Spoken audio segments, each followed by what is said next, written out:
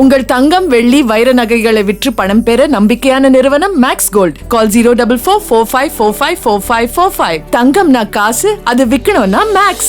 ஒவ்வொரு நாளைக்கு ஒவ்வொரு பொருளைய, ஒவ்வொரு வதந்தியை, ஒவ்வொரு செய்தியை எங்கேருந்து தான் விஜய்க்கு எதிராக கலப்புறாங்கன்னு தெரியவே இல்லைங்க. எனக்கு ரொம்ப பெரிய ஆச்சரியமாக இருக்குது. என்ன அப்படி உங்களுக்கு விஜயை பார்த்து பயம்? மோதி தான் பாருங்களேன், களத்துக்குள்ளே தான் வந்தாச்சு. இதோ தேர்தல் அவ்வளோதான், இன்னும் ஒரு 30 நாள் இருக்குது, தேர்தல் வரதான் போது இறங்கியாச்சு.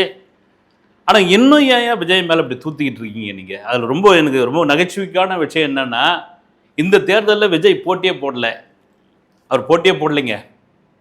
மற்றவங்க எல்லாரும் வேட்பாளராக நிற்கிறாங்க, அவருக்கு இல்லை அப்படின்னு. அவர் பெரம்பூரில் நிற்க போகிறாரு, திருச்சியில் நிற்க போகிறாரு. பெரம்பூரில் அந்த கட்சி அலுவலகம், தேர்தல் அலுவலகம், அது தேர்தல் அலுவலகத்தை ரெடி பண்ணிக்கிட்டு இருக்காங்க. அதை அங்கே தான் அவர் தங்க போகிறாரு. அங்கேருந்து தான் களப்பணியாற்ற போகிறார். அங்கே தான் மக்களை சந்திக்க போகிறார். மக்கள் அங்கே குறையெல்லாம் சொல்ல போகிறாங்க. பெரும்பான்மையான ஊடகங்கள் அங்கே போய் பப்ளிக் வேறு பைட்ஸ் எடுத்துக்கிட்டு இருக்காங்க. தேர்தல் கருத்து கணிப்பு நடத்திக்கிட்டு இருக்காங்க அங்கே இருக்கிற மக்கள்கிட்ட யார் அப்படின்னு. இன்னொரு பக்கம் திருச்சியில், சரி 2 தொகுதியில் நிற்போம், திருச்சியில் நிற்போம் அப்படின்னு அதுக்கும் ஒரு முடிவாக இருக்கார். இங்கே 234 தொகுதி தமிழ்நாட்டில், சின்ன தொகுதின்னு கூட இருக்கும், இல்லை விஜய்க்கு மிகப்பெரிய செல்வாக்குள்ள தொகுதின்னு கூட இருக்கும். எல்லா இடத்துலையும் இருக்குது பெரியது. சும்மா போய் ஒரு நாள் நின்னாலே ஒட்டு மொத்தமாக ஓட்டு விழுந்துரும்பா. அதுக்கு உதாரணமாக சொன்னோம்னா விருகம்பாக்கம் அவருடைய தொகுதி, சொந்த தொகுதி. அங்கே தான் விளையாடி, கிரிக்கெட் விளையாடி, படித்து வளர்ந்து, காலேஜ் போய் நடிகனாகி அவருடைய சாலிடாக வந்துடுவார். இப்படிலாம் இருக்கும் பொழுது இதையெல்லாம் விட்டுட்டு ஏன் இந்த தொகுதியை விஜய் தேர்ந்தெடுத்துள்ளார் அப்படின்னு ஒன்றும் முடிவாகலை, ஏறக்குறைய முடிவாயிடுச்சு அப்படின்னும் பொழுது விஜய் நிற்கவே இல்லை. அவருக்கு தேர்தல் நிற்கிறதுக்கு பயம், அவர் வேட்பாளரே கிடையாது. மற்றபடி புஷி ஆனந்த், அவர்கள்லாம் சோதனை முயற்சியாக நிற்க வச்சு பார்க்குறாரு அப்படின்ற மாதிரி காமெடி ஒரு பக்கம் போயிட்டு. இந்த 2 தொகுதியிலும் விஜய் நிற்க விருப்பப்படுவதற்கான காரணம் ஏன்னா அனௌன்ஸ்மெண்ட் வந்துடும்.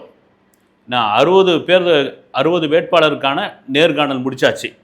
இப்போ ஒரு 50 பேருக்கான முடிச்சாச்சு 2ஆம் கட்டமாக. கிட்டத்தட்ட பார்த்தீங்கன்னா திமுக அதிமுகவுக்கு முன்னாடியே இந்த வேட்பாளர் பட்டியலை வெளியிடலான்னு முடிவோடு இருக்காங்க. நாம் தமிழர் ஏற்கனவே அறிவிச்சிட்டாங்க மேடையில், அவங்க தேர்தல் அறிக்கையை கொடுத்துட்டாங்க. இப்போ TVK versus DMK, DMK versus TVK தானே போயிட்டுருக்கு. இன்னும் கேட்டால் இப்போ வரைக்கும் அந்த வீடியோ பேசுகிற வரைக்கும் டிஎம்கேவில் தொகுதி பங்கீடு இன்னும் முடிவாகலை. அங்கே அதிமுகவில் எடப்பாடி பழனிசாமி கூட டெல்லிக்கு போயிட்டு வந்திருக்காரு. டெல்லிக்கும் சென்னைக்குமா போயிட்டு வந்துக்கிறாரு. இதுக்கு முன்னாடி நம்ம வேட்பாளர் ஓகே பண்ணிவிடுவோம், நிற்க வச்சுருவோம். குறிப்பாக இந்த 2ஆம் கட்ட தலைவர்கள், முக்கிய தலைகள் எல்லாம் சென்னையில் தான் நிற்க போகிறாங்க. புஷி ஆனந்த் டி நகர் மிக முக்கியமான தொகுதி சென்னையில், அதற்கான வேலையெல்லாம் தொடங்கிட்டாருனாங்க. சரி ஓகே, பெரம்பூரையும் திருச்சி ஏன் விஜய் தேர்ந்தெடுத்துள்ளார்? விஜய் நிற்க போகிறாரா, தேர்ந்தெடுத்து உள்ளார் அப்படின்னு பெரம்பூர் தொடர்ச்சியாக விஜய்க்கான செல்வாக்கு ஆரம்பத்துலேருந்தே பார்த்துக்கிட்டு வரும். அதே போல் அமைச்சர் சேகர் பாபுவோடைய ஒரு முக்கிய தொகுதி, அவருடைய ஏரியான்னு கூட சொல்லலாம், அவருடைய கோட்டைன்னு கூட சொல்லலாம். அவரை கூட சொல்லியிருக்காரு, பவளவிழா இயக்கம் பால்வாடி இயக்கத்திற்கு சரியான பாடம் புகட்ட போகுது. என்கிட்ட கை கட்டின்னு நிற்கிறதுக்கு பயந்தவங்கலாம் எனக்கு சவால் விடுறாங்க, வரட்டம் பார்த்துடலாம் அப்படின்னு அவர் ஒரு பக்கம். நீங்கள் திருச்சியில் சொல்லவே தேவையில்ல, முடிசூடா மன்னர்கள் கேஎன் நேரு, அப்புறமா அன்பில் மகேஷ், இவங்க 2 பேர் இருக்காங்க. இப்படியாப்பட்ட ஒரு இடத்துல போயிட்டு விஜய் டஃப் கொடுக்கணும், இப்படியாப்பட்ட ஒரு இடத்துல நின்று ஜெயிக்கணும் அப்படின்ற ஒரு முடிவோடு விஜய் இருக்கிறார். இது எல்லாம் ஒட்டுமொத்தமாக ஏதாவது ஒரு வகையில் மடமாற்றி விடுறது. இல்லைனா விஜய் நிற்கலை அப்படின்னு சொன்ன உடனே இந்த மக்கள் மனசில் சைக்காலஜிக்கலாக ஏதாவது ஒரு பிரச்சனையை உண்டாக்கி தள்ளி விடுறது தான் இந்த மாதிரி. இன்னும் கேட்டால் 2 பெரிய திராவிட இயக்க கட்சிகளை தாண்டி தாவேக்காவில் சுறுசுறுப்பாக வேலையை ஆரம்பிச்சிட்டாங்க. மடமடன்னு நடந்துகிட்டு இருக்கிறது. இதுக்கு பார்த்தீங்கன்னா இவங்க கட்சி ஆரம்பித்து 2 வருஷம் தான் ஆகுது. பால்வாடி கட்சி தான் 3 வருஷம் ஆக போகுது. 3 வருஷம் தொடங்கியிருக்காங்க. பெரிய பணபலம் கிடையாது, மிகப்பெரிய அளவில் படைபலம் கிடையாது. ஆனால் மக்கள் செல்வாக்கு இருக்குது, அதை நிரூபிக்க தான் போகிறாங்க. மக்கள் செல்வாக்கு இருக்குது. ஆனால் அந்த படைபலத்தை வச்சுக்கிட்டு இங்கே இருக்கிற 2 பெரும் கட்சிகளுக்கு இடையே, இல்லை 2 பெரும் கூட்டணிகள் இடையே ஒரு தனியாக ஒரு நபர், ஒரு கட்சி இவ்வளோ சுறுசுறுப்பாக அந்த வேலையை ஆரம்பிச்சிட்டாங்கன்னா, அதுவும் கட்சி ஆரம்பித்து 2 வருஷத்துலன்னா அது மிகப்பெரிய பலம். அதுதான் இப்படியெல்லாம் தூத்திக்கிட்டு இருக்காங்க, வாரி பேசிக்கிட்டு இருக்காங்க. அதுக்கான வேலையெல்லாம் நடந்துகிட்டு இருக்கு. விஜய் கண்டிப்பாக நிற்கிறார். இது ஒரு பக்கம் இருக்கும்பொழுது, இந்த கரூர் சம்பவம் மறுபடியும் நான் கூட போன வீடியோவில் பேசிட்டேன். ஷூட்டிங்கு ஜனநாயகன் படத்திற்காக கரூர் சம்பவத்தை கரூர் க்ரௌடை அந்த ஃபுட்டேஜை பயன்படுத்தணுன்றதுக்காக ரகசிய கேமராக்களை அங்கங்கே வச்சுருந்தாங்க ஜனநாயகன் படத்துக்காக. இவர் பத்திரிகையாளர் நக்கீரன் கோபால், அப்புறம் சவுக்கு சங்கர், இவங்களாம் கூட பேசியிருக்காங்க. நான் ஒரு சினிமா பத்திரிகையாளர், எனக்கு ரொம்ப தமாஷாக இருக்குது. அந்த படத்துக்கு கிட்டத்தட்ட 500 கோடி செலவு பண்ணியிருக்காங்க. கேவிஎன் ப்ரொடக்ஷன் நிறுவனம், பெரிய நிறுவனம், அது தென்னிந்தியாவிலே மிகப்பெரிய நிறுவனம். அவங்களுக்கு இது மாதிரி ஒரு க்ரௌடை எடுக்கிறதுக்கு அவங்களுக்கு என்ன, அது என்னங்க இங்கே வச்சு தான் அவங்களுக்கு வச்சு எடுக்கணும்னு அவசியமே கிடையாது. ஹைதராபாத்தில் ராமோஜிராவ் ஃபிலிம் சிட்டின்னு இருக்குது. அது ஒரு ஃபிலிம் சிட்டி இல்லை, அது கிட்டத்தட்ட ஒரு ஊர். அது அங்கே போனீங்கன்னா எல்லா வசதியும் இருக்குது. சொல்லுவாங்க பணப்பட்டியை கொண்டு போயிட்டு வெளியே வரும்போது படப்பட்டியை கொண்டு வந்துடலாம் அப்படின்னு. அவ்வளோ வசதி அங்கே ராமோஜிராவ் ஃபிலிம் சிட்டியில் இருக்குது. இந்த க்ரௌடு இதை விட பிரமாதமாக எடுத்துகிட்டு போகலாம்.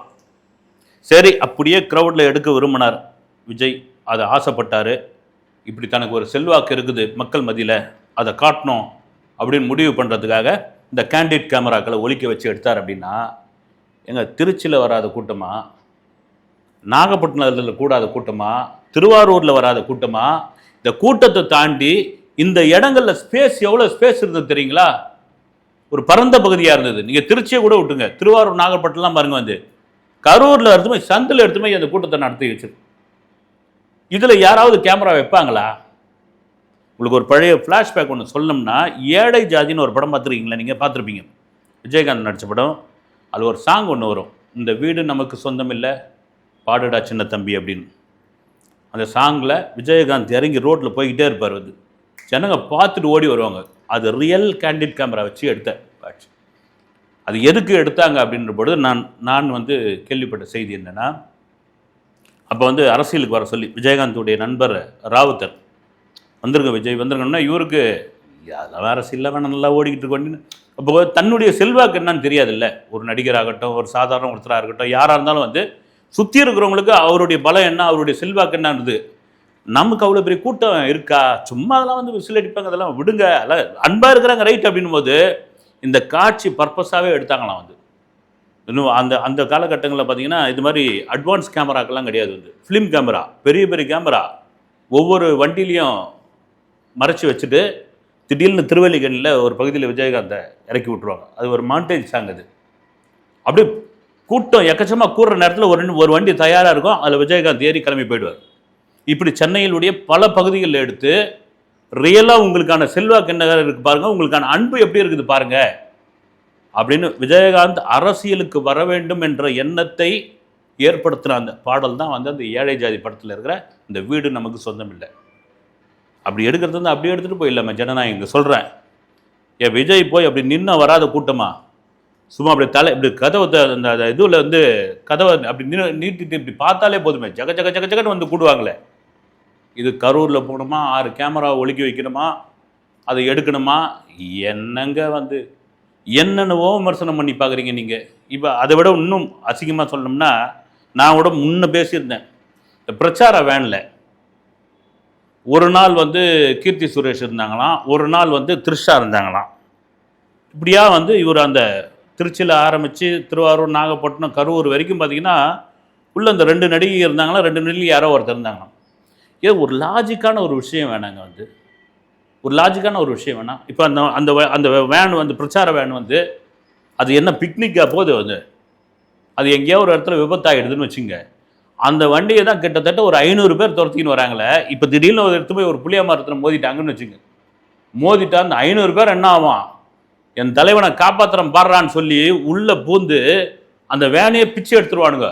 அப்போ உள்ளே த்ரிஷாவோ கீர்த்தி சுரேஷ் இருந்தால் என்னங்க ஆகும்? ஒரு லாஜிக்கான ஒரு விஷயம். யாராவது கூப்பிட்டு வருவாங்களா? இட்டுக்கட்டி கற்பனை சக்தியை அதிகமாக்கி ஒரு விஷயத்தை இது போட்டு ஏதாவது ஒன்று போட்டு அமக்கலம் பண்ணணும், ஏதாவது ஒரு கரும்புள்ளியை வைக்கணும். இதுதான் இவர்களுடைய முக்கிய நோக்கமாக இருக்கிறது. அது விடவே இல்லை, தொடர்ந்து என்னென்னவோ பண்ணி பார்க்குற விடவே இல்லை. இப்போ ஜனநாயகன் பிரச்சனைக்கு வந்தாச்சு, அப்புறம் தேர்தல் நிற்கல, தொடர்ச்சியாக வந்தாச்சு.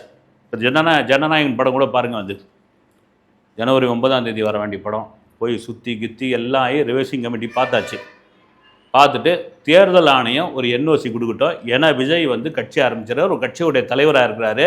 அந்த படத்தில் அரசியல் சம்பந்தமான காட்சிகள் இருந்தால் அது தேர்தல் ஆணையத்திற்கு எதிரான ஒரு விஷயமா, விதிமுறைக்கு எதிரான ஒரு விஷயமாக இருந்தால் அப்புறமா சிக்கலாயிடும். அவங்க பார்க்கட்டும். தலைமை தேர்தல் அதிகாரி அர்ச்சனா பட்நாயக் அவர்களிடம் வந்து செய்தியாளர் கேட்குறாங்க, மேடம் இது மாதிரி என்ஓசி கொடுக்கணுமாமே நீங்கள் ஜனநாயகன் படத்துக்கு அப்படின்போது அவங்க ஓப்பனாகவே சொல்கிறாங்க, இது எனக்கு ரொம்ப புதுசாக இருக்குது. ரெண்டாவது முதல் முறையாக இப்படி தான் நான் ஒரு விஷயத்தை நான் கேள்விப்படுறேன் அப்படின்றாங்க. இந்திய தேர்தல் வரலாற்றிலேயே ஒரு படத்திற்கு தேர்தல் ஆணைய அதிகாரி என்ஓசி கொடுக்க வேண்டும் என்பதை நான் இப்பொழுதுதான் கேள்விப்படுகிறேன். ஆனால் எனக்கு அந்த அதிகாரம் கிடையாது. இந்திய தலைமை தேர்தல் அதிகாரிகிட்ட நான் கேட்டோன்னா அதுக்கு நான் சொல்கிறேன் அப்படின்னு. அவங்க என்ன சொல்கிறாங்கன்னா, நானே தமிழ் படங்களை பார்த்தாங்க தமிழ் கற்றுக்கிட்டேன் அப்படின்றாங்க. வந்து ரொம்ப சீரியஸாக சொல்கிறாங்க, நானே தமிழ் படங்களை பார்த்தா தமிழ் கற்றுக்கிட்டேன். நான் பார்த்த முதல் படம் வந்து சாமி. அதனால் இது எனக்கு ரொம்ப புதுசாக இருக்குது. ஓகே, அவங்களே பாருங்கள், அது ரொம்ப புதுசாக இருக்குதும்போது அந்த படத்தை தேர்தலுக்கு முன்னாடி வெளியிடக்கூடாது. அப்படி என்ன தான் அந்த படத்தில் இருக்குது, அது கூட அமீர் கூட ஏதோ ஒரு இதில் சொல்லியிருக்காரு. வந்து அமீர் சொல்லதெல்லாம் ஏன் சீரியஸாக வந்து பேசிகிட்டு இருக்கேன்னு திட்டினாலும் திட்டுங்க, சொல்லல. அதாவது அந்த படத்தில் என்ன கண்டென்ட் இருக்குதுன்னு சென்சார் போர்டும் சொல்ல மாட்டேன்தான், இவங்களும் வாயை திறக்க மாட்டேன்றாங்களாம். யார்? விஜயம். அப்படி இருக்கும்பொழுது அதை பற்றி எப்படிங்க நம்ம பேச முடியும் அப்படின்னு. எதுக்கு சொல்லணுன்ற நான் வந்து எதுக்கு சொல்லணும், விஜய் எதுக்கு சொல்லணும்? அந்த படத்தில் ஏதோ அரசியல் சம்பந்தமான ஒரு விஷயம், அதுவும் கண்டிப்பாக ஒரு மத்திய அரசு மாநில அரசுக்கு எதிரான காட்சிகளோ வசனமோ கண்டிப்பாக இருக்கிறது. அது அவர்களுக்கு எதிராக மாறும், விஜய்க்கு ஃபேவராக மாறும், இல்லைன்னா ஒட்டுமொத்தமாக இருக்கக்கூடிய இந்தியாவில் உள்ள அரசியல்வாதிகளை வெளுக்கிற மாதிரியான காட்சிகளோ அல்லது வசனமோ இருக்கக்கூடும்னு நினைக்கிறேன் நான். வந்து அந்த கோபம், அந்த காண்டு இந்த படம் வந்ததுன்னா விஜய்க்கும் டிவிகே கட்சிக்கும் ஒரு பெரிய மைலேஜாக ஆகும். இது வந்து ஒரு பெரிய செல்வாக்காக மாறும் விஜய்க்கு. விஜயோடைய இமேஜ் அரசியலில் கூடும் அப்படின்ற ஒரு கோபத்தினுடைய வெளிப்பாடு, அந்த பயத்தினுடைய வெளிப்பாடு தான் இவ்வளோ முட்டுக்கட்டையை இதுக்கு போடுறாங்கன்னு அப்பட்டமாக தெரிகிறது. அதை வந்து அவங்க விஜய் தரப்பில் ப்ரொடக்ஷன் தரப்புலையும் ரொம்ப சாதாரணமாக எடுத்துக்கிட்டாங்க. அட விடுங்க, படம் தானங்க அது, வரட்டங்க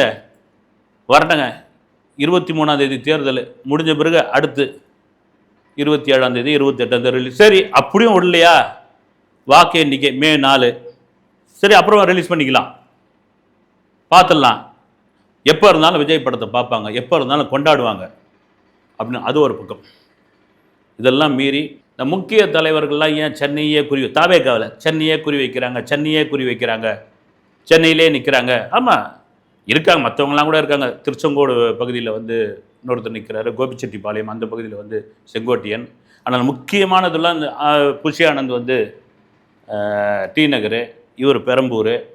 ஏன்னா எப்போவுமே சொல்லுவாங்க சென்னை வந்து திமுகவுடைய கோட்டை, சென்னை திமுகவுடைய கோட்டை அப்படின்வாங்க. அது விஜய்க்கு வந்து இந்த முறை சென்னை தாவேக்காவுடைய கோட்டையாக நம்ம மாற்றலாமா? ஏன்னா பல கருத்து கணிப்புகள் சென்னையில் தான் பல யூடியூப் சேனல்கள் எடுக்கிறாங்க. வந்து பார்த்திங்கன்னா நிறைய ஒன்று டிஎம்கேக்கு போடுவேன், இல்லைனா டிவிகேக்கு போடுவேன், இல்லைனா டிவிகேக்கு போடுவேன், இல்லை டிஎம்கேக்கு போடுவேன். இந்த மாதிரியான கருத்து கணிப்பு தான் இருக்குது.